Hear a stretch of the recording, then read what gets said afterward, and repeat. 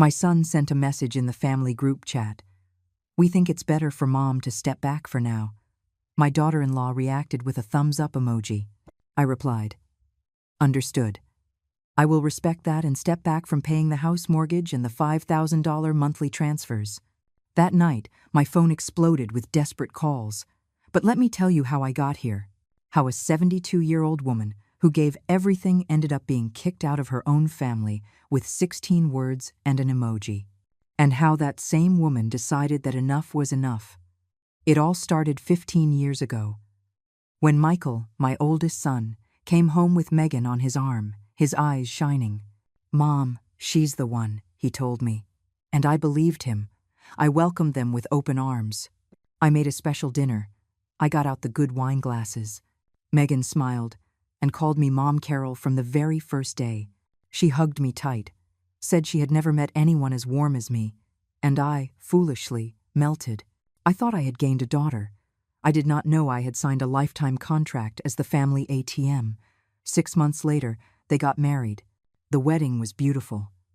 I paid for Megan's dress, an ivory lace gown that cost $3,000. I also paid for the flowers, the venue, half of the catering. "It's just that Megan's parents can't contribute much," Michael explained. "You understand, Mom. You always understand." And yes, I always understood. I always said yes. I always opened my wallet. Because that is what mothers do, right? Sacrifice, give, support, even when no one is supporting you. A year later, the issue of the house came up. "Mom, we found the perfect house," Michael told me on the phone.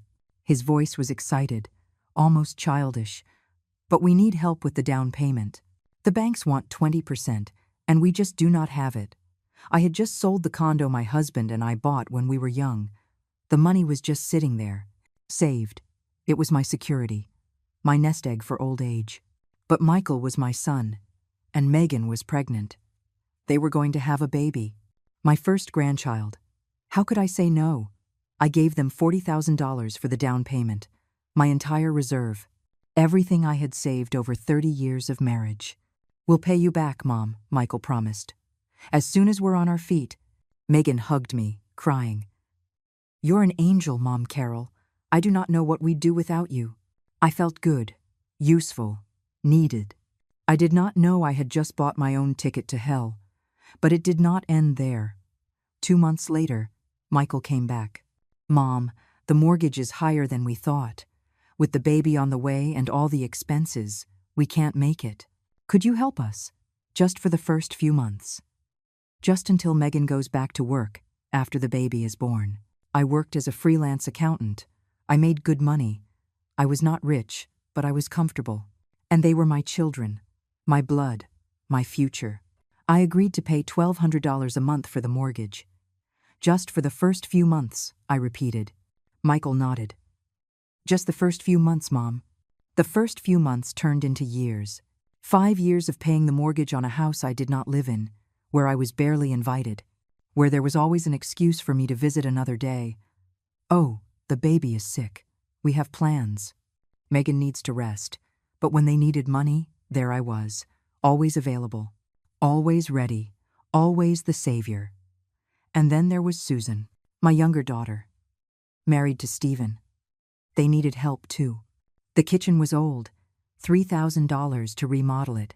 Stephen wanted to take a programming boot camp, $2,500. The kids needed tutoring, $500 a month. "Mom, can you help?" Susan would say. "We'll pay you back as soon as things get better." Things never got better. The requests never ended. And I never said no. Until one day I saw myself in the mirror, 72 years old, tired, with wrinkles I did not have 5 years ago, with a body that ached from working so hard to support other people's lives. And I asked myself, when was the last time someone asked me how I was? When was the last time I got a hug that was not followed by a request? When did I stop being Carol and become just Mom the ATM? I decided to speak up. It was July. It was hot. We were at my house. Michael, Megan, Susan, Stephen, and the grandkids. A family dinner. I had cooked everything. As always, pot roast. mashed potatoes, apple pie. I poured the wine. I waited for the right moment. Kids, I said softly, I need to talk to you about something important. Everyone looked at me. Michael with a raised eyebrow, Megan with her fork halfway to her mouth. I think it's time for you to start becoming more financially independent. You both have good jobs. You've been stable for years. Maybe it's time for me to take a step back.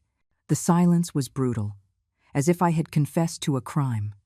Michael put his glass down on the table with a thud. What does that mean, Mom? His tone was cold, accusatory. It means I need to think about my future, too, I replied. I'm 72 years old. I'm not going to work forever. And you're not children anymore. You can handle this on your own. Megan let out a short, bitter laugh. So now you're tired of helping us. After everything we've done for you. I froze. Everything they had done for me? When? Where? Susan jumped in. Mom, you can't just cut us off like that. We have expenses, obligations. We count on you. Count on me. That phrase. As if I were a utility, an app, a renewable resource. I did not say I'd cut you off, I explained. I'm just saying we need to make a plan for you to become self-sufficient. Stephen shook his head. This is very selfish of you, Carol. Selfish. That word landed like a stone in my stomach. 15 years of giving everything, sacrificing everything. And now I was selfish for wanting to breathe. Michael stood up from the table. I think you're changing, Mom. You're not the same. Megan nodded. It's true. You're becoming bitter. Negative. It's not healthy. The dinner ended in tension. They left early, without helping to clean up, without a proper goodbye. I was left alone, surrounded by dirty dishes and a silence that hurt more than any shout. I did not sleep that night. I tossed and turned, wondering if I had done the wrong thing, if I really was becoming selfish, if it was my duty to keep giving until I was empty. The next few days were strange. Michael did not answer my calls. Susan replied with short, cold texts. I'm busy, Mom. Talk later. As if I were a nuisance. As if asking for a little consideration had turned me into the enemy. I tried to explain. I sent long messages. I called. I insisted. Nothing worked. The ice between us grew thicker every day, and I started to feel something I had never felt with my children. Fear. Fear of losing them. Fear of being alone. Fear that my honesty had broken something irreparable. A week later, I got a call from Megan. Mom, Carol, we need to talk. Her voice was serious, formal, like she was in a business meeting. Of course, tell me, I replied. My heart was pounding. Maybe they had reflected. Maybe they understood my point. Michael and I have been talking. We think you've been very negative lately. Your comments about money made us feel bad, as if everything you did for us was a burden. I gripped the phone. Megan, I never said that. I just asked that we think about the future. She sighed. That condescending sigh people use when they think they're right. The problem is your energy, Mom, Carol. The kids feel it. We feel it. We do not want that negativity around our family. I hung up. My hands were shaking. Negativity. Toxic energy. Those modern words people use to label anyone who is inconvenient. I, who had given 15 years of my life. I, who had sacrificed my savings, my dreams, my peace of mind. Now I was the toxic one, the negative one, the one who was not wanted. 2 days later, it got worse. Susan invited me to grab coffee. I thought it was a peace offering. I arrived at the coffee shop hopeful. She was already sitting there, phone in hand. She did not even look up when I sat down. Hi, honey, I said. She nodded. Mom, this is going to be quick because I have a meeting. We ordered coffee. She stayed on her phone, texting, ignoring me. Susan, is everything okay?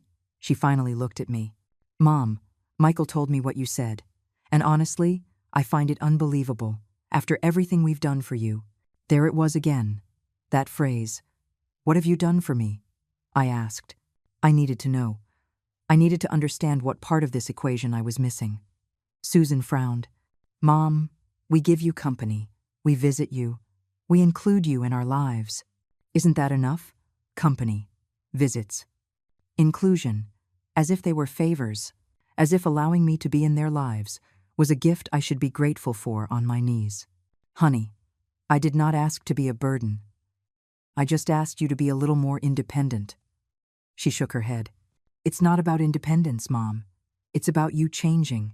You're becoming difficult, egotistical, and frankly, I do not know if we want that version of you in our lives. I stood up from the table. I did not drink my coffee. I did not say anything else. I walked out of that place with the dignity I had left. I walked to my car. I sat down. I closed the door. And there, alone, I cried like I had not cried since my husband died. I cried for the lost years, for the money that would never come back, for the love I gave without measure, and that was now being held against me like a debt. I cried because I finally understood something. To them, I was never Mom. I was a resource, a solution, a bank account with feelings. That night I could not sleep. I stared at the ceiling, thinking, calculating, remembering every transfer, every sacrifice. Every time I said yes when I wanted to say no, and something inside me hardened, like cooling metal, like drying cement. I no longer felt sadness. I felt clarity. A cold, perfect clarity that showed me the truth without any filters. They had used me for 15 years. And now that I dared to set a boundary, I became the problem. I opened my laptop. I logged into my online banking. I looked at the automatic transfers.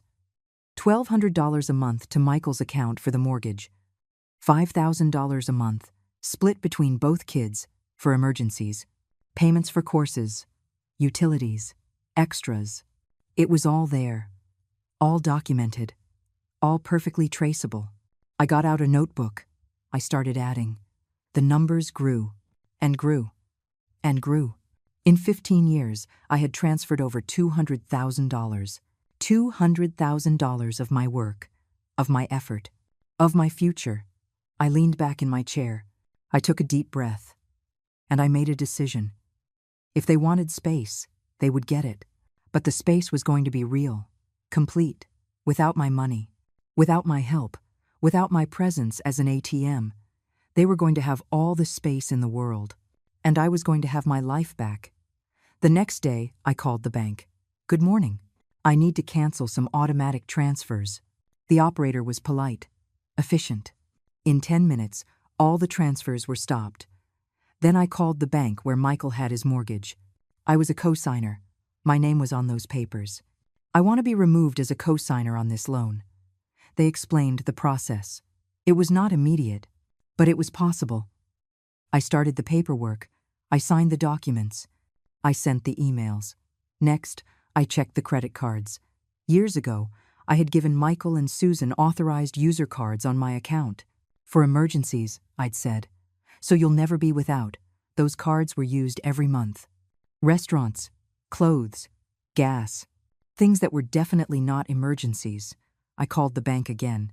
I want to cancel the authorized user cards on my account, the operator typed. Both of them? Both of them, I confirmed. Click, click. Cancelled. Finally, the joint account. I had a joint savings account with Michael that we opened when he bought the house. Just in case you ever need quick access to funds, Mom, he had said. But the reality was that he had access to my money. Always. Without asking. I closed that account. I transferred everything to a new one. In my name only. Under my control only. I did all of this in silence. Without warning. Without drama. With the same coldness they had used to push me away. If they wanted to treat me like a service, they would learn that services can be canceled. And that day, I canceled my subscription to being used. 3 days passed. Quiet, silent. I felt strange, light. As if I had taken off a heavy coat I had been wearing for so long, I forgot what it was like to walk without it. I drank tea in the mornings without rushing. I read a book I had been meaning to read for 2 years. I walked in the park. Alone, in peace, not waiting for desperate calls, not on high alert for the next manufactured crisis. And then the message came, the message that would change everything. Michael created a new group, a family group chat, but I was not in it. I knew because Susan, by accident, forwarded me a screenshot. The message said, "We think it's better for Mom to step back for now.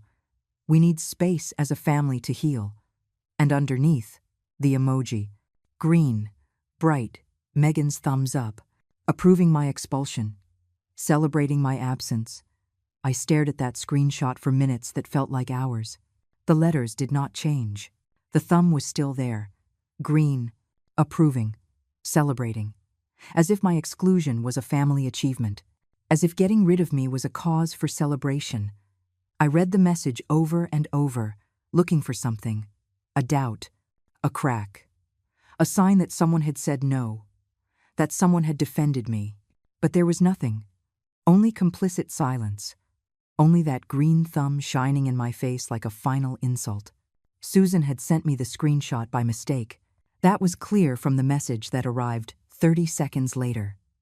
"Mom, sorry, that wasn't for you. Please forget it. Forget it." As if it were that simple. As if I could erase the image of my own children throwing me out of their lives. My fingers flew across the keyboard. I did not think. I just wrote. Understood. I will respect that and step back from paying the house mortgage and the $5,000 monthly transfers. Enter. Sent. To the original group. The group I was still in. The silence that followed was absolute. I could picture them. Michael staring at his phone, his eyes wide. Megan holding her breath. Susan rereading the message, trying to understand if it was real. Stephen asking what was happening. All of them in shock. Because none of them thought I would have the courage. None of them believed that sweet Mom Carol could bite back. But I just had. And the bite was deep. I turned off my phone. I left it on the table, face down. I did not want to see the replies. Not yet. I needed this moment. This silence. This calm before the storm I knew was coming. I poured myself a glass of wine. Something I rarely did. I sat in the armchair by the window. The same one my husband used to sit in to read the paper every Sunday. And for the first time in 15 years, I felt something like freedom. Heavy, painful, but real. The glass trembled in my hand, not from fear. It was adrenaline. It was power. It was the feeling of having reclaimed something I thought was lost forever. My voice. For so many years I had spoken in whispers, apologizing for existing, for needing, for wanting something for myself. And now I had shouted, in silence, with 19 words that were worth more than $200,000, I had shouted, I matter too. I exist too. And my existence is not reduced to what I can give. I looked at the dark phone. I knew what was coming. I knew that at any moment the calls would start. The messages, the pleas, the accusations. But for now, in this perfect instant, there was only silence. And the silence was mine. I finished the wine slowly, savoring every sip, savoring every second of this new version of me I was just getting to know. 2 hours later, I turned on the phone, and it was like opening a floodgate. 23 missed calls, 42 messages, voicemails, long texts, desperate emojis, all from Michael, from Megan, from Susan, from Stephen, even one from Amy, Megan's sister, who had never written to me before, all wanting to explain, all wanting to fix it, all panicking because the money faucet had been turned off. I started to read. Michael first. Mom, I need you to talk to me. This is a misunderstanding. Please, call me. Then Megan. Mom Carol, you can't do this. We have obligations. You can't just leave us high and dry like this. Susan. Mom, please understand that message was a mistake. It wasn't meant to be seen like that. Stephen. Carol, this is very impulsive. You need to think this through. Every message was a nail. Every word confirmed what I already knew. They were not worried about me. They were worried about their cash flow. Not one of them said I'm sorry. Not one of them asked how I felt. Not one of them acknowledged the pain they had caused me. Only panic. Only fear. Only the desperation of someone watching their comfort crumble. And something inside me, something that still held out hope, finally died. Like a candle burning out. like a light flickering and going dark. There was no turning back. I replied with a single message. To the original family group chat. It is not impulsive. It is a well-thought-out decision. You asked for space. I am giving it to you. But real space includes financial independence. I wish you the best. Period. No emojis. No exclamation points. No drama. Just facts. Cold, clear, non-negotiable. The phone started ringing immediately. Michael. I declined the call. It rang again. Megan. Declined. Susan. Declined. Stephen.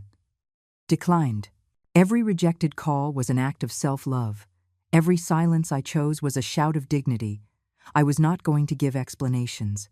I was not going to justify myself. I was not going to beg for a place in their lives. If they wanted me out, I would be out. But on my own terms. That night, I went to bed early. I expected not to be able to sleep. I expected to feel guilt, remorse, but none of it came. Just a deep exhaustion, the kind of tiredness that comes after carrying something heavy for too long and finally letting it go. I slept soundly, without pills, without tossing and turning. For the first time in years, I slept in peace. I woke up with the sun streaming through the window. It was 8 in the morning. I had slept 10 hours straight, something I had not done since before Michael was born. I stretched in bed. My body ached less. My mind was clear, bright. I checked the phone. 57 new messages, 13 more calls, even a 20-minute audio message from Michael. I did not open anything. I just went to the kitchen. I made coffee, toast with butter. I sat by the window, and I ate breakfast alone, quiet, whole. The phone kept ringing all day, but I had discovered something wonderful. The silence button. Every time it vibrated, I went on with my life. I watered the plants. I cleaned the house. I organized my closet. I found clothes I had not worn in years because I was always too tired, too worried, too busy solving other people's crises. I tried on a coral-colored dress I bought 3 years ago and had never worn. It fit perfectly. I looked at myself in the mirror, and for the first time in a long time, I liked what I saw. By the 3rd day, the phone stopped ringing as much. The messages spaced out, but they changed their tone. It was no longer panic. Now it was manipulation. Michael wrote, "Mom, the kids are asking about you. They're asking why Grandma doesn't love them anymore." Susan sent, "I can't believe you're doing this to us right when Stephen is going through a tough time at work." Megan sent a photo of my grandkids with a text. "They don't understand why their grandmother abandoned them." Every message was a hook. Every word calculated to make me feel guilty, to make me come back, to make me open my wallet again. But something had changed in me. I could see the strings, the invisible threads they had always used to move me like a puppet. And now that I saw them, they no longer worked.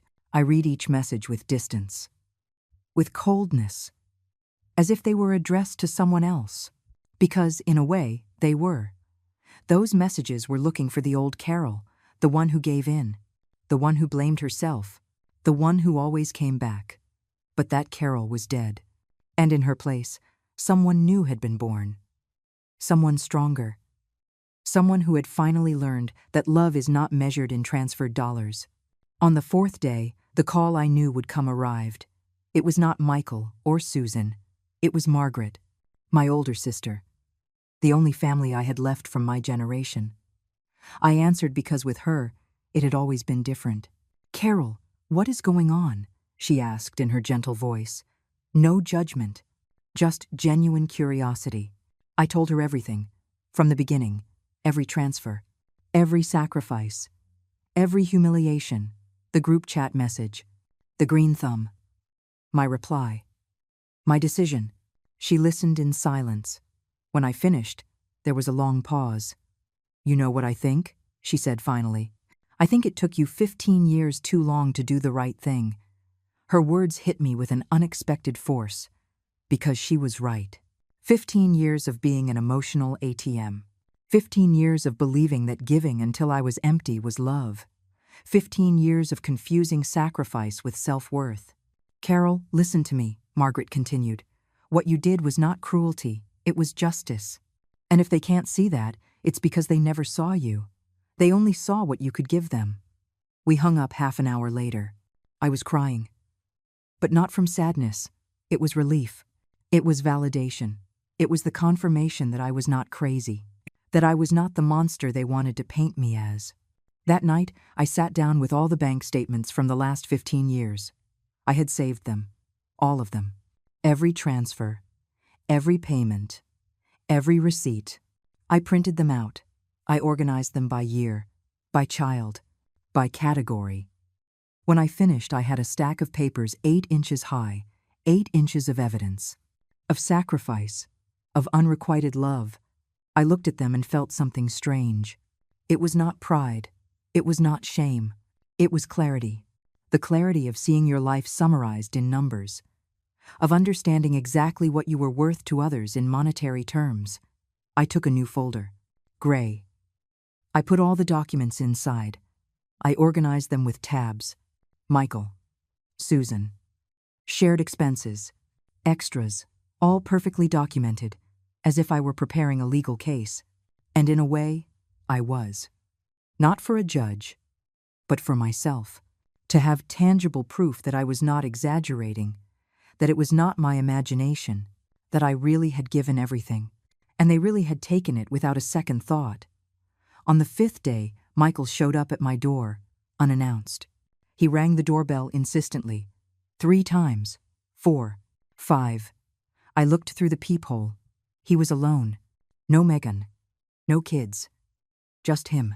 Hands in his pockets, and that expression I knew so well. The same one he'd get as a kid when he broke something and tried to fix it before I found out. I opened the door. We looked at each other. The silence between us weighed a ton.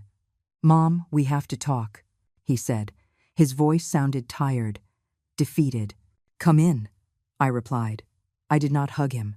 I did not offer him coffee. I just let him pass. We sat in the living room. He on the sofa, me in the chair opposite him, like 2 strangers negotiating, like 2 people who were once everything to each other and now barely recognized one another. "Mom, this has gotten out of control," he began. "We didn't mean to hurt you. That message was a mistake."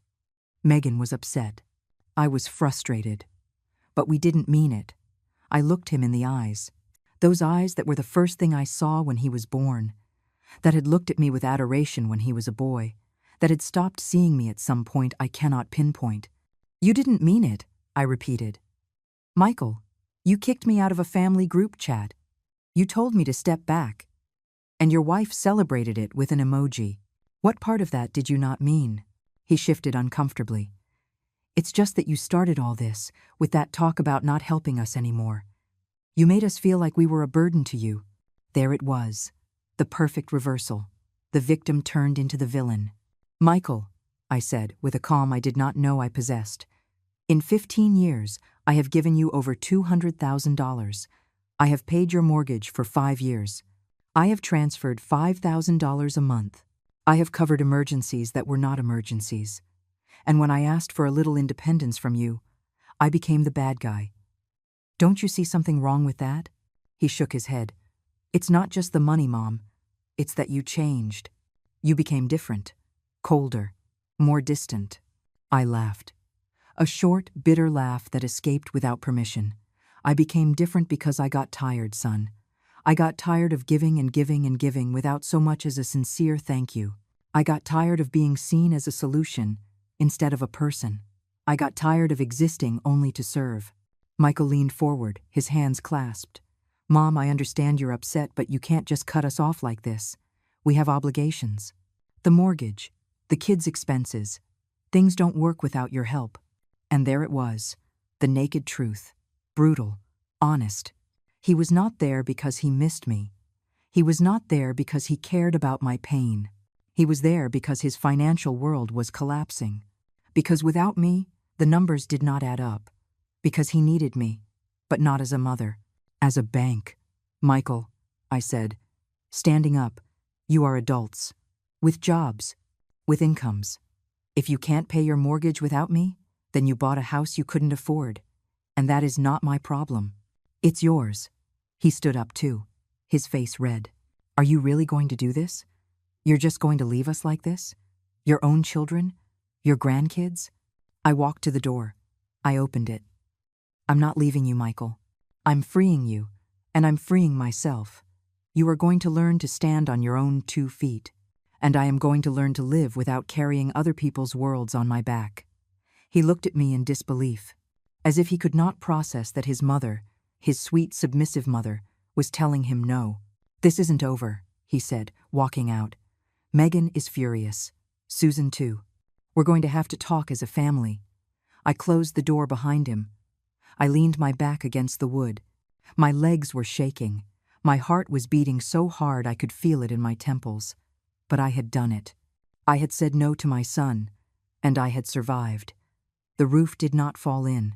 The world did not end. It just changed. And that change, though terrifying, felt right.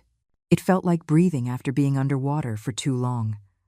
That night, Susan came by too. Later, around 9 o'clock, she knocked softly, almost timidly. I opened the door, hoping for something different, hoping that maybe she, my younger daughter, would understand. But her first words made it clear. Mom, Michael told me what happened. This is insane. You can't do this to us. I let her in. We sat in the kitchen. I made tea. She did not touch it, just played with the mug, turning it in her hands. Mom, I know you're upset, but think about the kids, what this means for them. The kids, always the kids, the perfect shield, the card that never fails. Susan, I said, I love my grandchildren, but you are their parents. You are responsible for providing for them. Not me. I already raised my children. I did my part. And I did it well. Now it's your turn. She looked at me with glassy eyes. And what about us? Don't we matter? 15 years of a relationship mean nothing? I leaned across the table. Susan, tell me something.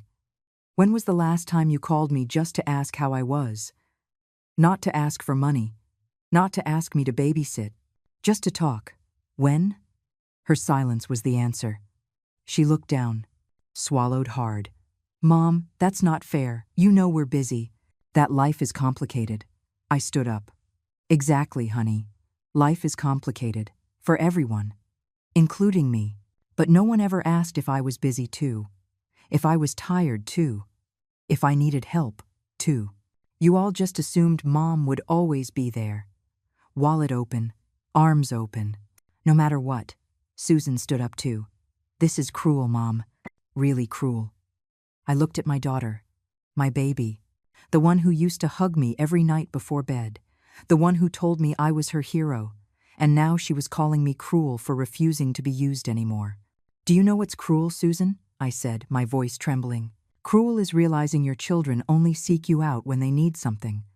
Cruel is seeing a green thumbs up celebrating your exclusion. Cruel is working until you're 72 to support lives that are not yours while your own life is consumed. That's what's cruel. She grabbed her purse. I'm not going to listen to this anymore. When you've calmed down, we'll talk. She left, slamming the door. And I stayed there, standing in my kitchen, surrounded by a silence that no longer scared me. The following days were a strange mix of peace and storm. Peace, because I had finally set boundaries. Storm, because the consequences were arriving in waves. Megan sent me a long message, full of accusations. She said I was destroying her family, that the kids were crying for me, that Michael could not sleep, thinking about how they were going to pay the bills, that this was all my fault for being selfish in my old age. I read every word, without getting upset.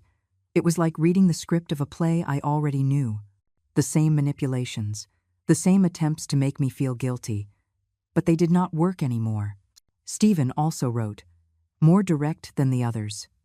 Carol, this is a mistake. Families support each other, always. I don't understand how you can turn your back on your children like this. My mother would never do this to us. His mother, the one who never helped them with anything, the one who lived her life without carrying the responsibilities of her adult children.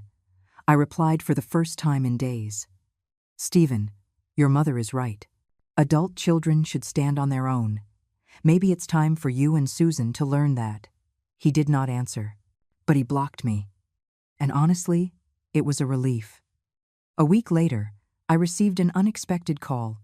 It was from Arthur, my neighbor for 20 years, a widower like me, always kind, always respectful. "Carol," he said, "forgive me for sticking my nose where it doesn't belong, but I've noticed you're alone a lot lately. Is everything all right?" I was surprised by his call. For years, we had only waved from a distance. "It's a long story, Arthur," I replied. "I've got time," he said, and something in his voice made me trust him. I told him, not everything, but enough. He listened without interrupting. When I finished, he sighed. "Carol, you did the right thing, and I'm telling you this because I made the opposite mistake. I let my son drain me until there was nothing left. He died 3 years ago, and he left me with debts and regrets. Don't make my mistake." His words stayed with me. Debts and regrets. The two things I was avoiding. Arthur invited me to grab coffee. I accepted. We met at a small cafe near the park. We talked for 2 hours. About life, about children, about how love sometimes blinds us until it's too late. He told me he had given everything too. That he had been used too. That he had also learned late in life that giving without limits is not love. It's self-destruction. "And you don't regret it?" I asked. "Setting limits? No," he replied. "I regret not setting them sooner." I left that cafe feeling less alone, less crazy, less monstrous, because Arthur had seen me. Not as an ATM, not as a resource, but as a person who had made a difficult and necessary decision.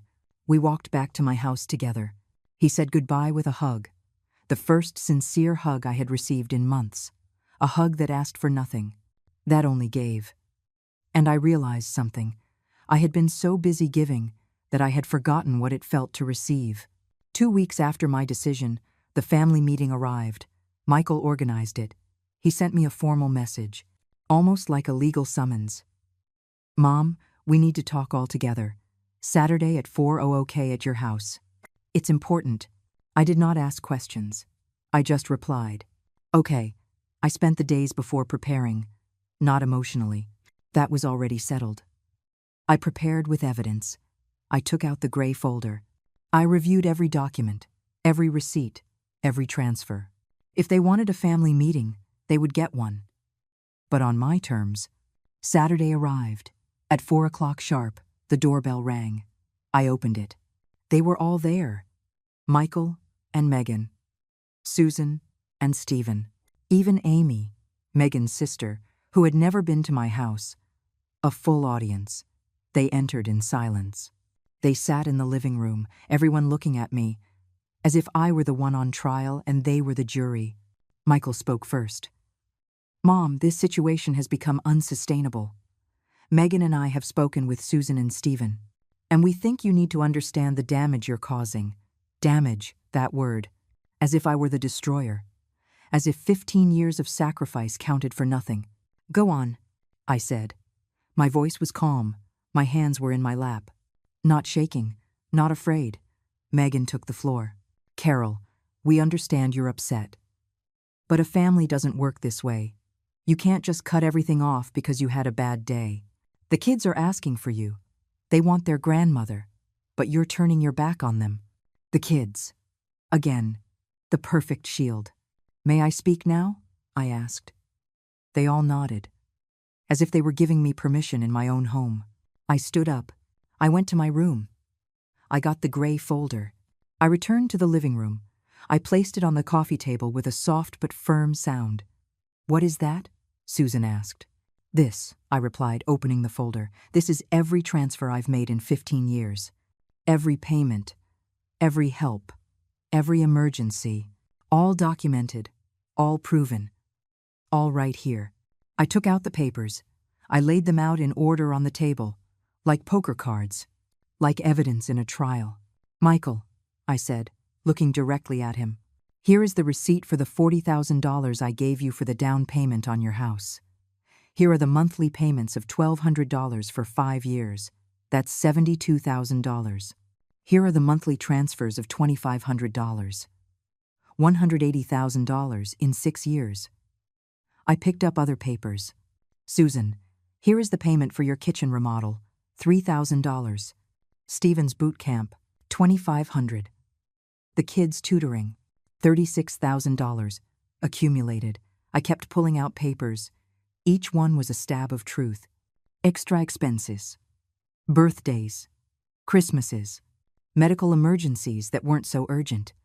$37,000 more. I looked at all of them, one by one. In total, in 15 years, I have given you $243,000, and that's not counting the meals I paid for, the gifts, the times I babysat for free while you went on vacation. The hours of my life I gave without expecting anything in return. The silence was thick, heavy. No one would look me in the eye. They only looked at the papers, at the evidence of their dependency. And when I asked for a little independence from you, I continued. You called me selfish, negative, toxic. You kicked me out of a group chat, and you asked me to step back. I closed the folder. Well, here I am, stepping back, just as you asked, but with my money. Because it turns out the space you wanted included my absence, but it did not include the absence of my wallet. And that is over. Michael tried to speak. Mom, we never. I cut him off. Something I had never done. Yes, Michael, you did. And now you're going to learn to live without using me. Megan stood up. Her face was red. Her eyes filled with tears that did not move me. This is ridiculous. You're our mother. You're supposed to help us. That's what mothers are for. I laughed. A real, liberating laugh. No, Megan. Mothers are for raising their children. To teach them. To love them. Not to support them for their entire lives. That's called parasitism. And I will no longer be the host. Susan was crying silently. Stephen was staring at the floor. Amy, Megan's sister, was looking at me with something resembling respect, as if she finally understood. Michael stood up. His fists were clenched, not in violence, but in impotence. So what are we supposed to do now? How are we going to pay the mortgage? The kids' schools? Everything? I looked at him without blinking. You're going to do what millions of people in the world do, Michael. You're going to work. You're going to adjust your budget. You're going to prioritize. You're going to live within your means. Like responsible adults. Megan let out a hysterical laugh. Live within our means? Do you know how much everything costs these days? You can't just expect us to survive without help. I walked toward her, slowly, with all the calm I had gathered in these weeks. Megan, you both have jobs. Good jobs. You earn enough to live. Maybe not for the house you bought. Maybe not for the vacations you take every year. Maybe not for eating out 3 times a week. But to live, yes. The problem isn't that you can't. It's that you don't want to. Because it's more comfortable to have me pay. Her cheeks were burning. She wanted to answer, but the words would not come. Because she knew I was right. They all knew. Susan finally spoke. Her voice was broken. Mom, I get your point. I really do. But you can't expect us to change everything overnight. We need time. A transition plan. I shook my head. Susan, I have been your transition plan for 15 years. How much more time do you need? Until I die? Until I have nothing left? No. Time's up. The transition starts today. Stephen chimed in. His voice was hard. This is revenge. Pure and simple. Because you got your feelings hurt by a text message. I turned to him. Stephen, it's not revenge. It's justice. And if you don't understand the difference, it's because you've never had to set a boundary in your life. Amy, who had been quiet the whole time, spoke up. Carol is right. Everyone looked at her, surprised. Megan, most of all. What? My daughter-in-law asked. You're right, Carol, Amy repeated. I've seen how my sister and Michael depend on you. How every month there's a new emergency. How every Christmas they expect you to cover everything. And I've seen you. Getting more tired. Getting smaller. This had to happen. And I'm glad you finally did it. Megan stared at her furiously. How can you say that? We're your family. Amy shrugged. That's exactly why I'm saying it. Because I see how you're drowning in debt. How Michael works longer hours, but the money is never enough, because you are living beyond your means. And Carol has been the Band-Aid. But Band-Aids don't last forever. They fall off. And when they do, you have to stitch the wound properly, not just put on another Band-Aid. Her words landed like stones in still water, creating ripples, discomfort, truth that no one wanted to hear. Michael walked to the door. This is pointless. We didn't come here to be lectured. We came to solve this. He turned to me. Mom, I'm giving you 1 week to reconsider. 1 week. After that, you're going to have to live with the consequences of pushing your family away. He opened the door. Megan followed him. Before leaving, she looked at me with contempt. The kids are going to grow up without a grandmother. I hope your pride is worth it. And they left. Susan and Stephen stayed for a few more seconds. My daughter looked at me with pleading eyes. Mom, please, think about it. They left too. Only Amy remained. We looked at each other in silence. She smiled. Sad, but genuine. I'm sorry, she said. Why? I asked. Because I should have said something sooner. Years ago, when I saw how this was all starting, but I thought it wasn't my place, that it was your business. She came over and took my hand. You did the right thing, Carol. And I know it hurts, but it was necessary. I squeezed her hand. Thank you, I whispered, because that thank you, that acknowledgement, was worth more than all the dollars I had given. Amy left too, and I was left alone. In my house, surrounded by papers that proved my point, and a silence that no longer scared me. That night I did not sleep well, not from regret, but from the adrenaline, from the release of having said everything, of having shown everything, of having finally defended myself. I got up at 3 a.m. I made tea. I sat in the kitchen, and I cried, not from sadness, but from liberation. I cried for all the years I did not defend myself, for all the times I swallowed my words, for all the times I said yes when I wanted to scream no. I cried until there were no tears left, and when the sun came up, I felt lighter. The following days were absolute silence. No one called, no one wrote. It was as if they had erased me, and strangely, it did not bother me. It gave me space to think, to plan, to imagine a life that did not revolve around solving other people's crises. I started doing things I had put off for years. I signed up for a painting class, something I always wanted to do but never had time for. I went to the doctor for a full checkup, something I avoided because I was always busy with other people's problems. I called friends I had neglected, and I discovered they were still there, waiting for me. Arthur and I started having coffee regularly, twice a week. Sometimes we talked about deep things. Other times we just laughed at silly stuff. He told me about his wife. I told him about my husband. We shared the pain of widowhood and the strange freedom that comes after. It was not romance. It was companionship. It was understanding that life does not end when your children abandon you, that there are other chapters, other beginnings. One afternoon, while painting in my class, I realized something. I was smiling, really smiling, not forcing it, not faking it. It was a smile that came from inside, from a place that had been turned off for a long time. I was painting a sunset, orange and violet colors mixing in the sky, and I realized that's how I felt. Like a sunset. Not like an ending, but like a beautiful transition between two stages. The darkness would come, but first, this golden light, this peace, this moment. The week Michael had given me passed. There was no call, no message, just silence. And I understood that this silence was their answer, their way of punishing me, of making me feel guilty. But it did not work anymore. The silence that used to terrify me now brought me peace, because it was silence without demands, without manufactured emergencies, without requests disguised as love. It was just silence. Margaret came to visit. She brought wine, cheese, bread. We sat on my small balcony, watching the city light up as evening fell. "How do you feel?" she asked. I thought about my answer.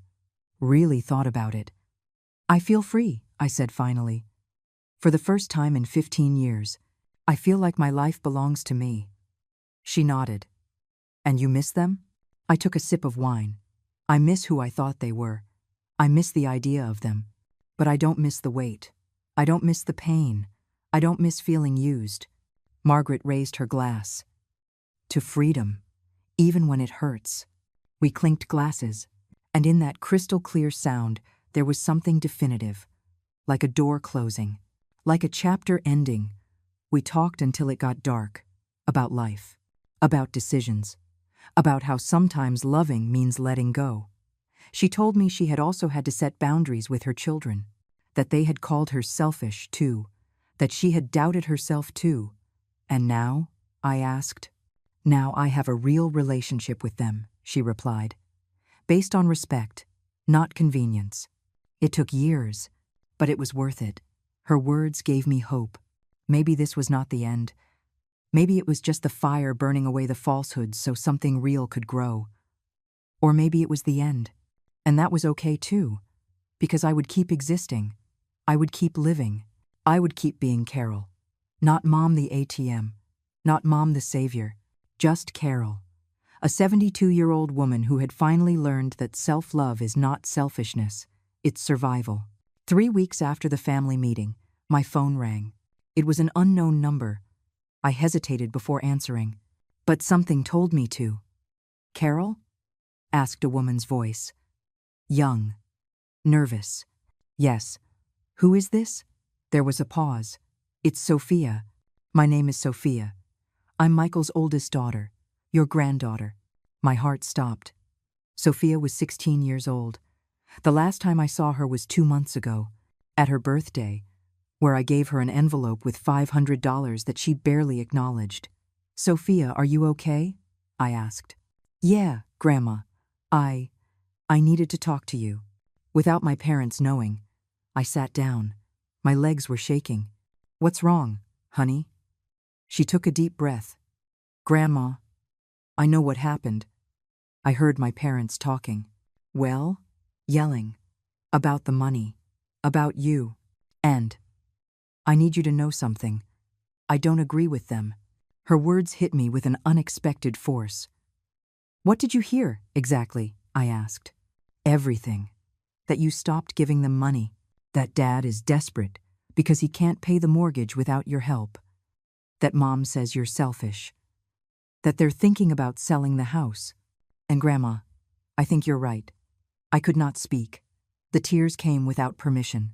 My granddaughter, a 16-year-old teenager, understood what her own parents could not see. Why do you say that? I managed to ask. Because I've been watching how they treat you for years. Every time you come over, they only talk about money, about problems, about things they need. They never ask how you are. They never really thank you. And I noticed, but I didn't know what to do. I thought that's just how families were. But now I understand that it's not, that it's wrong. I closed my eyes, listening to her voice. So mature, so clear. Sophia, I don't want you to get in trouble with your parents because of this. She laughed, a bitter laugh. Grandma, I'm already in trouble. Because I told them they were wrong, that you're not the bad guy. And Mom grounded me. She took my phone. I'm calling you from a friend's phone. My heart broke a little more. Honey, you didn't have to do that. Yes, I did, she replied firmly. Because someone has to tell you the truth. That you're not crazy, that you're not bad, that what you did was brave. We talked for an hour. Sophia told me things I never knew. How Michael and Megan fought constantly about money. How they always expected me to solve everything. How even the kids had learned that Grandma was the one who paid for things. She told me that her younger brother, who is 10, had said, "If Grandma doesn't give us money, what do we need her for?" And that no one corrected him. No one explained to him that you don't love people for what they give. You love them for who they are.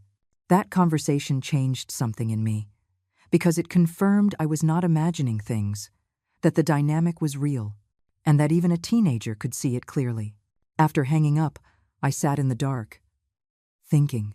Sophia had given me a gift, the gift of validation, of knowing I was not alone in my perception, that someone else saw the truth, and that truth, though painful, strengthened me. Because it meant my decision was not madness, it was sanity in a sick system. That night, I wrote a letter. Not to send, just for me, to organize my thoughts, to process everything I was going on.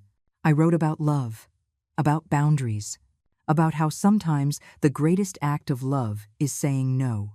I put it in an envelope, with no addressee, just as a testament to this moment, to this transformation.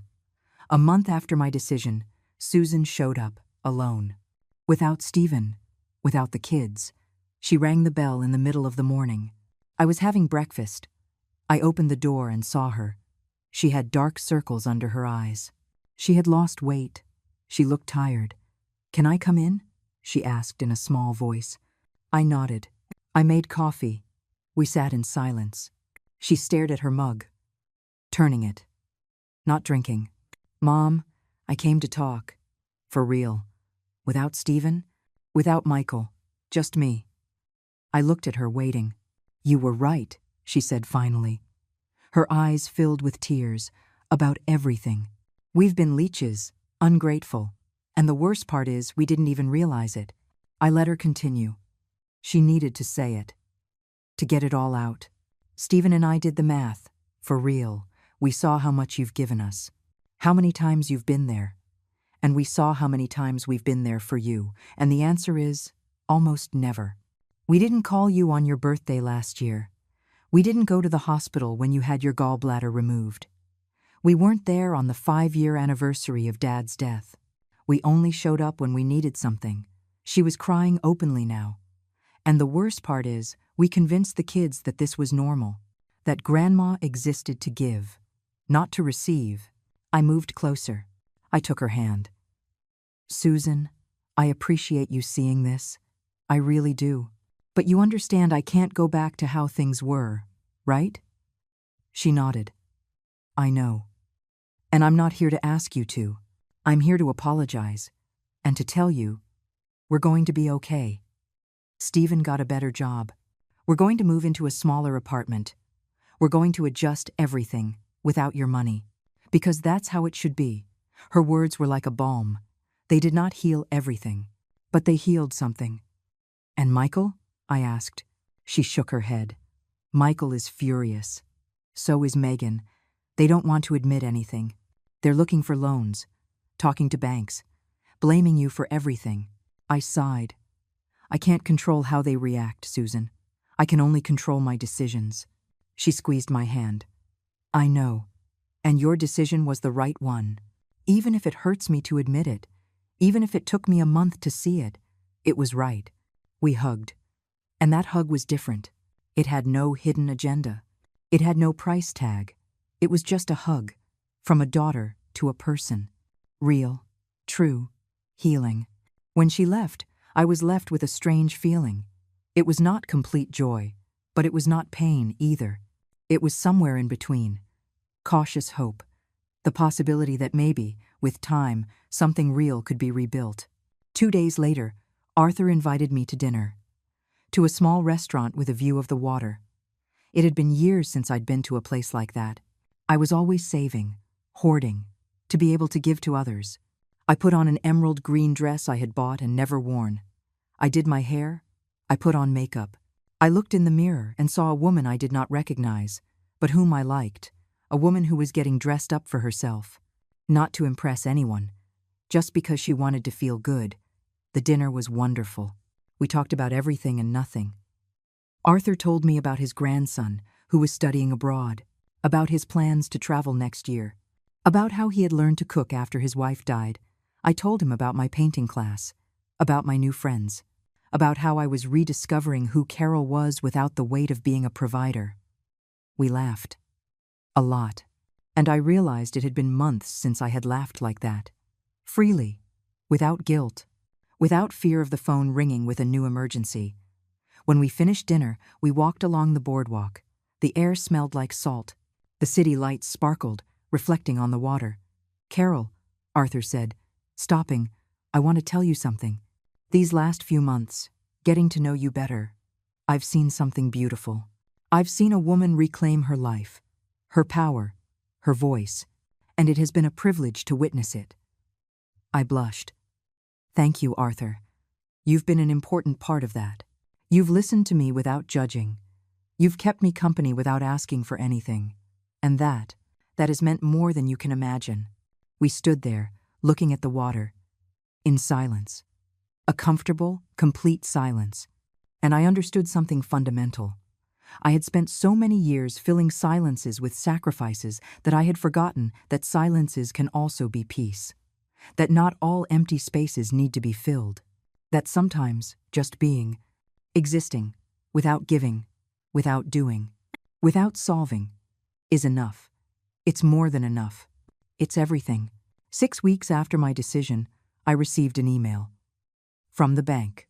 The subject line read, "Important notification regarding mortgage."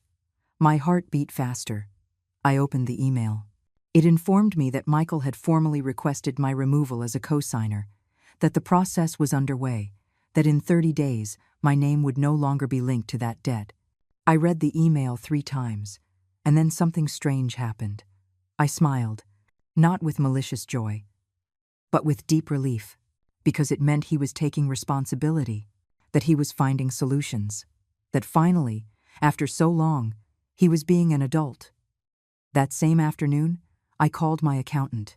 "I need to review my complete financial situation," I told him. We made an appointment for the following week. When I arrived at his office, I brought all my statements. He reviewed everything carefully. After an hour, he looked at me over his glasses.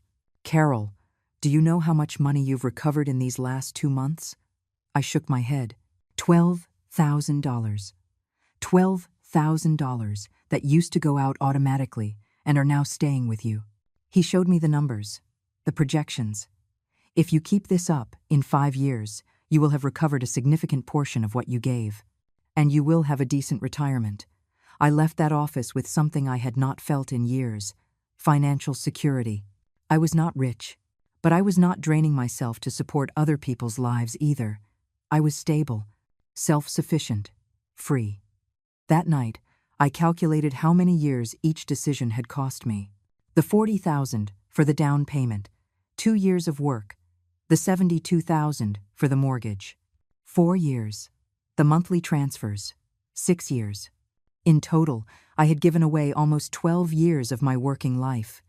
12 years I would never get back. But at least, now, they would stop multiplying. One morning, while drinking coffee on the balcony, my phone rang. It was Sophia again. "Grandma, can I come visit you? Today? After school?" "Of course you can," I told her. At 4 in the afternoon, she arrived. With her backpack, with her bright eyes, she came in and hugged me tight.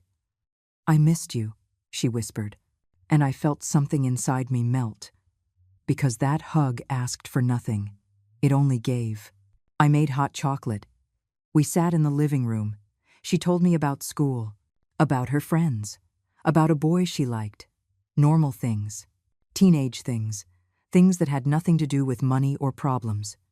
"Grandma," she said after a while, "I want you to know something. Dad and Mom are still upset with you. But I'm not. I understand why you did it. And I think it was brave." I stroked her hair. "Sophia, someday you're going to have to set boundaries too. In your life, with people you love. And it's going to hurt. But it's going to be necessary. And I want you to remember this moment. To remember that it's okay to say no.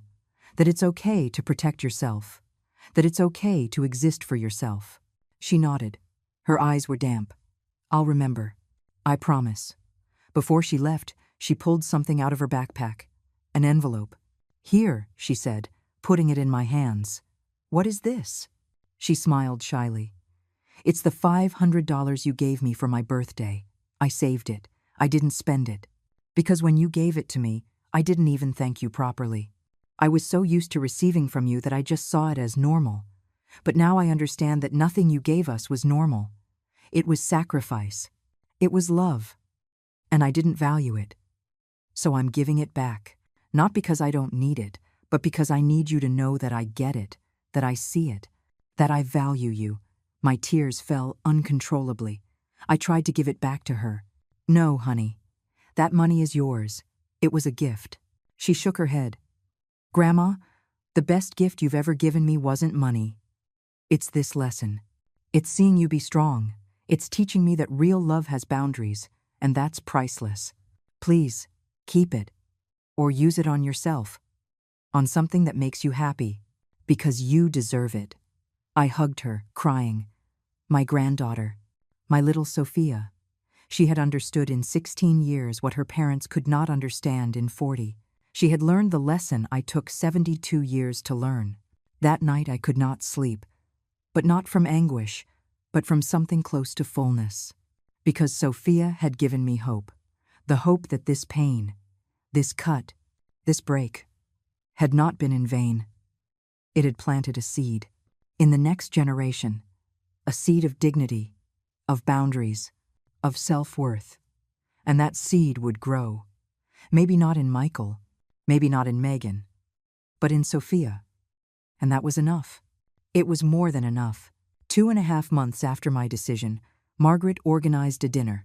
At her house, she invited her friends. And she invited me. I arrived with wine and flowers. The house was full of laughter, of women my age, some older, some a little younger, all with stories, all with scars, all with hard-won wisdom. During dinner, someone asked, "And you, Carol, how are you?" And for the first time in my life, I answered with total honesty. I told them everything. No filters, no shame, no fear of judgment. When I finished, the silence was brief. Then, one by one, they began to talk. Teresa told of how her son had scammed her, how he had taken her savings, promising a business that never existed. Rose spoke of her daughter who only called to ask her to watch the grandkids, who treated her like a free nanny, who got angry if she had her own plans. Carmen shared how her children had sold her house without consulting her, telling her it was for her own good, and keeping the money. Every story was a mirror. Every testimony was validation. I was not alone. I was not the only one. I was not a monster for setting boundaries. That night I understood something fundamental. The women of my generation. The mothers. The grandmothers. We have been trained to give until we disappear. To sacrifice ourselves until we are erased. To exist only in relation to others. And when we finally reclaim a space for ourselves, when we finally say enough, the world calls us selfish, punishes us, abandons us. But the truth is different. The truth is that we have been exploited under the guise of love. And waking up from that exploitation, even though it hurts, even though it costs us, is the most revolutionary act we can commit. At the end of the night, Margaret raised her glass. To the women who learned to say no. To the mothers who reclaimed their lives. To the grandmothers who stopped being ATMs and became people again. To us, to Carol, to all of us. We toasted.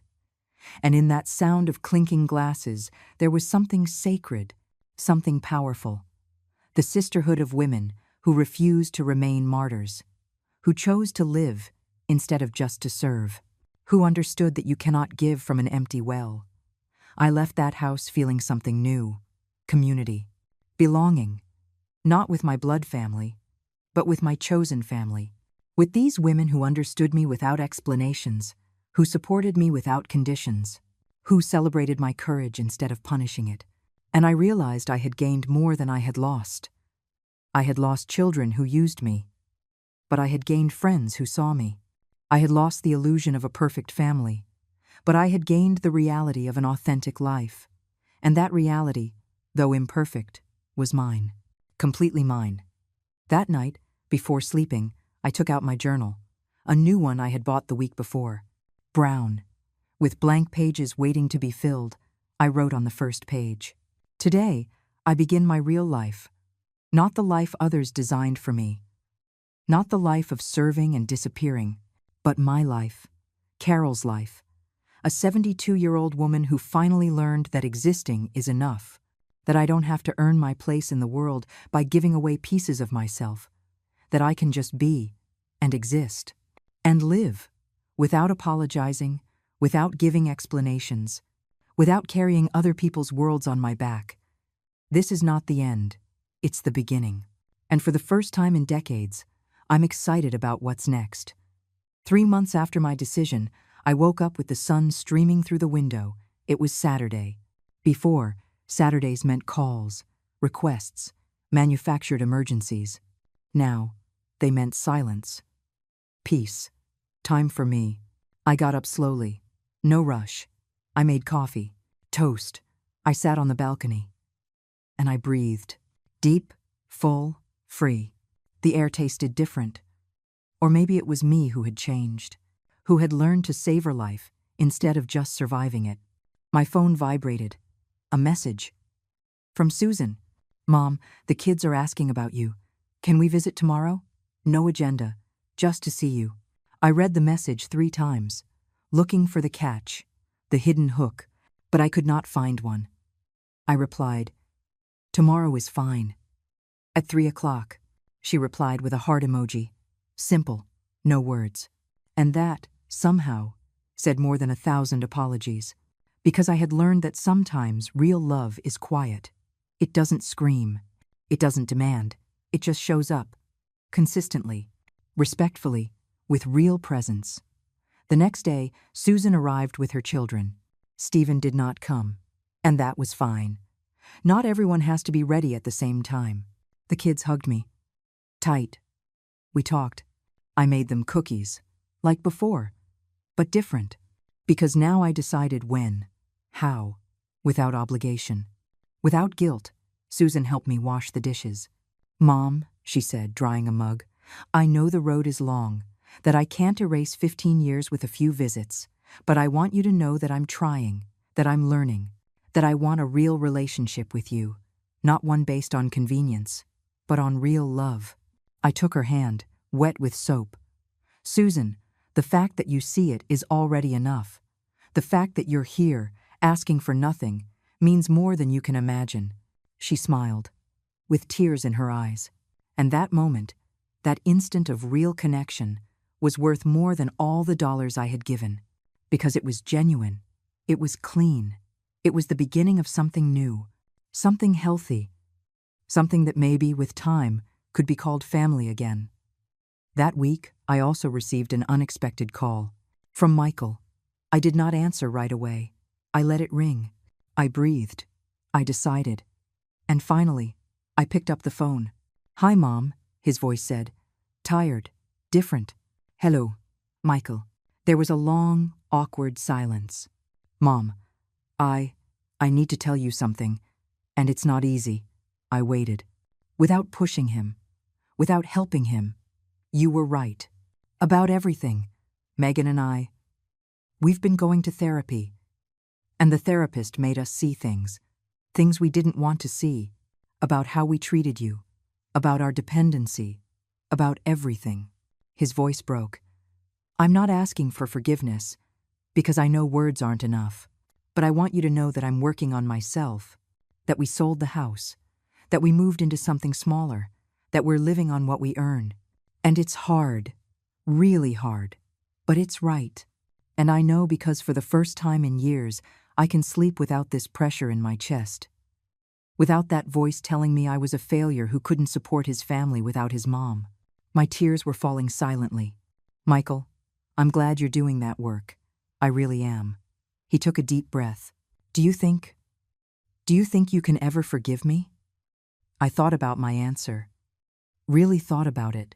Michael, I don't know if forgive is the right word, because that would imply there was a crime. And maybe it wasn't a crime. It was ignorance. It was comfort. It was following a pattern without questioning it.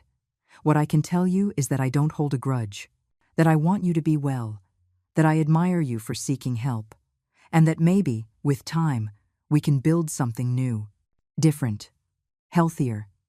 He sobbed. Thank you, Mom. That's more than I deserve. We hung up, and I was left with the phone in my hand, feeling something strange. Not complete joy, but not pain, either. It was realistic hope, the acceptance that broken relationships can heal, but they never go back to what they were. They become something else, and that's okay. 4 months after my decision, Arthur invited me on a trip. Nothing crazy, he said, laughing. Just a week at the beach. Two old folks enjoying the sun and the sea. I accepted without hesitation. I had not been to the beach in 20 years. There was always a reason not to go. There was always someone who needed me. There was always something more important than me, but not anymore. Now, I was the priority. We packed our bags. We took the bus. And during that week, I discovered something wonderful. I could still be happy. I could laugh until my stomach hurt. I could walk on the sand, feeling the water on my feet. I could watch the sunset without thinking about other people's problems. I could just exist, live, be. One night, sitting on the hotel terrace with Arthur, I looked at the stars. "What are you thinking about?" he asked. That I spent 72 years believing my worth was in what I could give, in what I could do for others. And it turns out, my worth was always just in being me, in existing, in breathing, in taking up space without apologizing. Arthur nodded.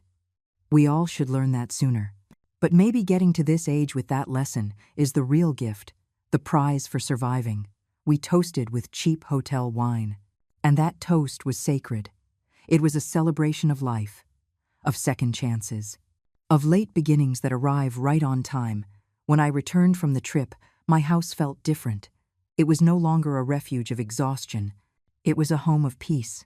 I put the photos from the trip on the refrigerator. I opened the windows.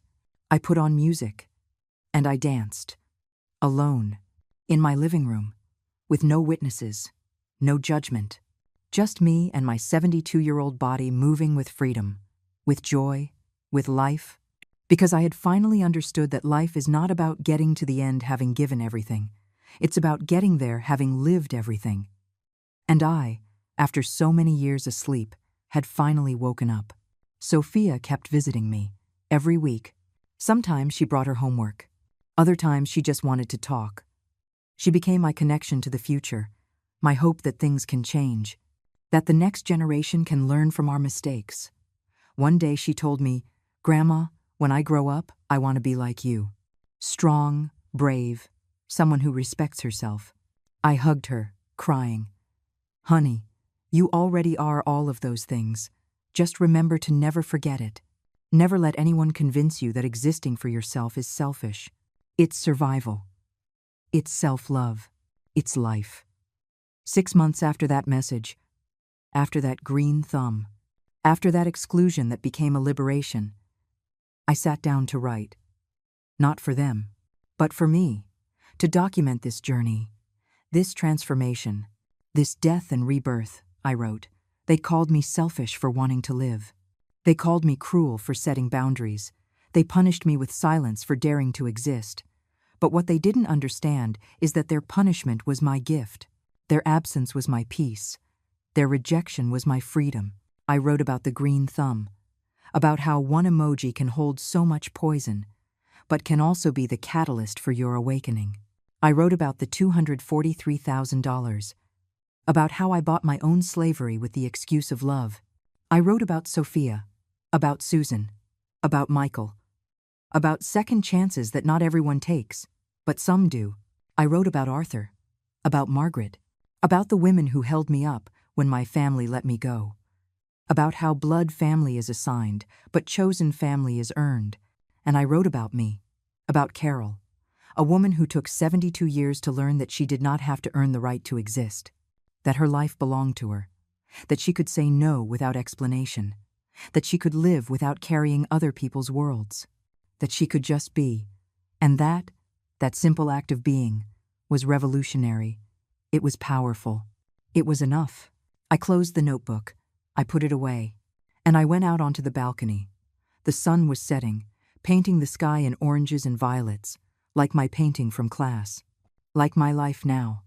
A beautiful sunset between two stages. I was no longer afraid of the night to come, because I had learned that after every night there comes a dawn. And I had dawned. After years of darkness, I had finally dawned. I took a deep breath. The air entering my lungs, clean, and I smiled, not because everything was perfect, but because I was finally okay with the imperfection, because I had learned the most important lesson. You cannot give from an empty well. And I, after so many years of being dry, was finally filling up. Drop by drop, decision by decision, boundary by boundary. I was filling up. And this time, the water was just for me.